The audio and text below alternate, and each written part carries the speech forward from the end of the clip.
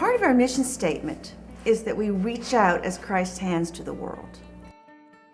I think we're doing our part in the community. I think we're well respected in the community.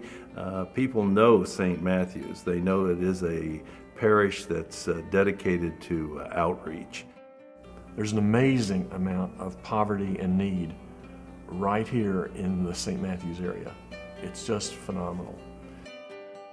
Because it's not about, to me, individual salvation. It's about what we bring out to others.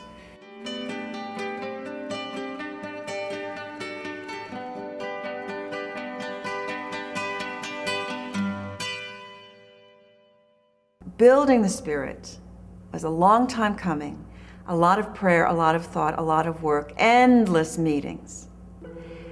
We came out with a plan that got everyone excited.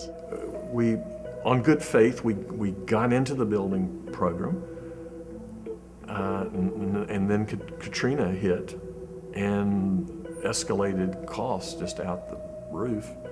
So the costs themselves went up about 40 to 45% from the original estimates. For various reasons, we expanded our vision and we spent more than we raised.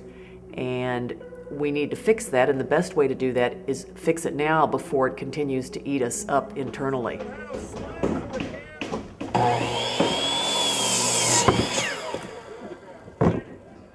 We also want to be, and this is part of the whole building the Spirit and living the Spirit, we wanted to make more connections with the local community. Today at 3 o'clock, I'm going to be part of a dedication of a Habitat house that we have built with Holy Trinity. Habitat builds 25 houses a year, and sponsoring a house is an expensive proposition. This year's house was $35,000 for our portion of it. Habitat also pays $35,000, so the entire house cost about $70,000 to produce.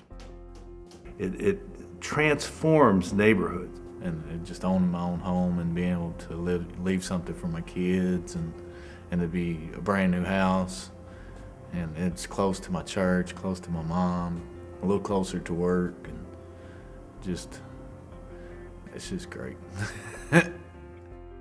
You know, look at my kids. They're gonna be able to live in their own home. They're living right by the church, being able, you know, to get out of that vicious cycle. And when people donate money, they save people's lives. To remain solvent and to remain a growing, inclusive community and be able to do what we want to do as St. Matthew's Episcopal Church within the community, we have to get rid of the debt. That's part of what makes this parish so great, is what we do outside of this parish alone.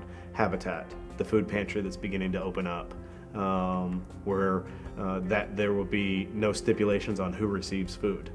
And you know, the community preschool is one of the best examples, because here we are with children from parish families, but also other kids.